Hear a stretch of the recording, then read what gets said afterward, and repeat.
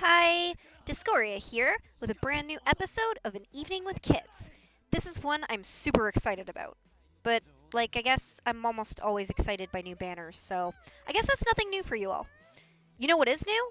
Kromm and Peony, the new Fire Emblem units being added to Dragalia Lost in Part 1 of the Kindred Ties banner event. So, let's navigate over and take a look. First up is Kromm. Now, I'm going to tell you one thing I am absolutely not excited about. Kromm is a fire sword. Really, Cygames? Really? We're one unit away from being able to build an entire team of limited fire swords. Please stop. Share the love with other elements and weapon types. Okay, that's it. I'm getting off my soapbox. Anyways, moving on. Let's take a look at Kromm's skills. As overwhelmingly impressed as I was with Kromm's visual design, I'm slightly underwhelmed by his kit. His first skill, Exalted Sword, grants Flames of Awakening stacks. With every additional stack, the strength of his second skill, Aether, is increased. It doesn't specify a percentage increase, however, which I find a tad frustrating because it's hard to quantify how useful the stacks are collectively or how much the strength increases with each stack specifically. His second skill, Aether, is a little more complex and descriptive. It heals for 3% of damage inflicted as HP to the healer, capping at 15% of max HP. It also does more damage to afflicted enemies. This skill consumes all Flame of Awakening stacks to increase Aether's overall strength. Again, we don't know specific percentage increases in this case, and it also consumes one level of the user's skill reservoir upon use. Moving down to his co-ability, it increases HP and defense by 10% team-wide, which is actually pretty great theoretically for survivability in difficult fights like Master Midi or Evolk.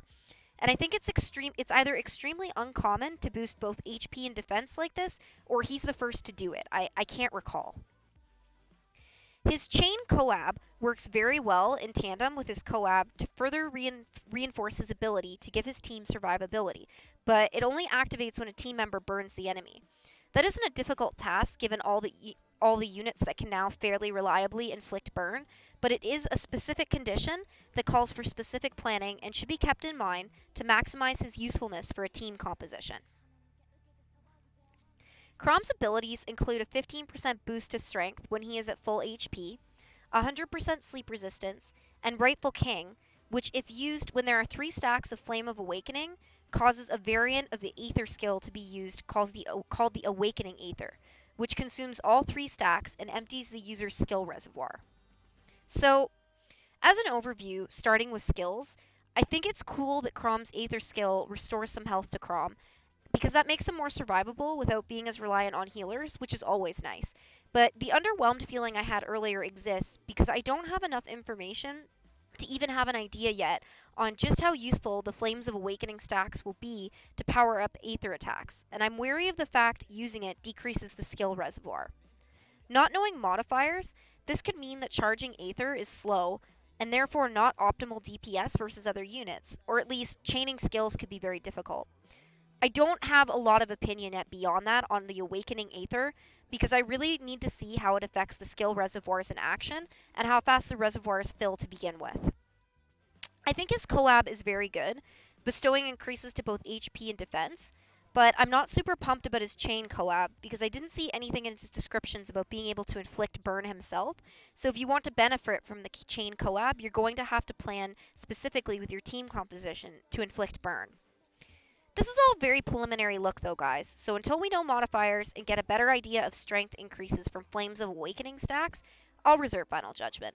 Will I roll for Kromm? Yes, I will, but mostly because he's a limited character, more than being overly hyped about his kit. Okay. Get ready for the show, guys. It's time to talk about Peony. I love this character's design so much, I can actually hear the Gotcha Desire sensor getting ready to pity break me with Garudas and Ligers. The design of this character is gorgeous. I love it more than almost any other design I've ever seen in the game so far, other than Best Girl Chelsea, of course. Also, her kit's absolutely bangin', and she's a light wand user to boot. Light really needed this. Okay, let's start with her skills. The first is Flower of Joy. Even the names of her skills are adorable, guys. It's like they built this character just for me. This skill inflicts paralysis and activates skill shift up to 3 times.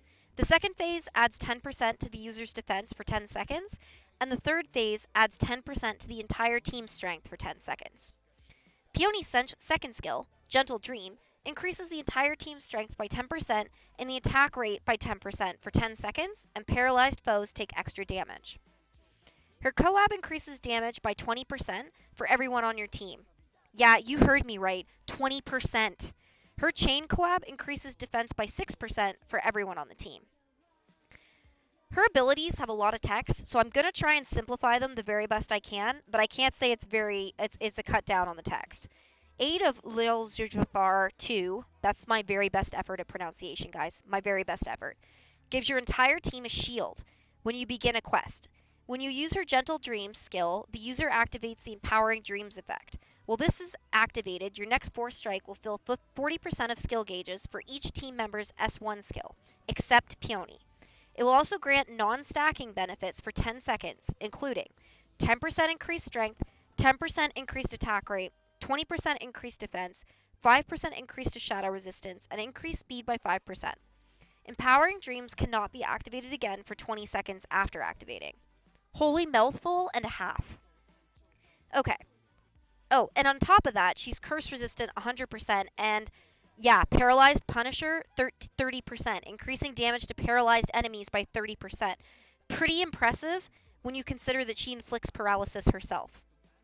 So, for an overview, Peony's an incredible team buff bot, plain and simple. I have a sneaking suspicion that she will be a backline mainstay on every light team for anyone who's lucky enough to pull her. Her buffs are incredible, even without the stacking. And that co-ab, holy, 20% increases to damage for everyone on your team is bordering on busted.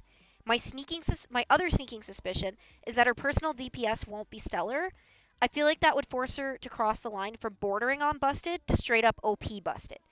I will wait with great interest to see the modifiers on her skills and what she is capable of accomplishing for personal DPS before I can sing her benefits for everyone else to pull. But I'm 100% grade A pulling because she is maximum adorable, and that was enough for me to begin with.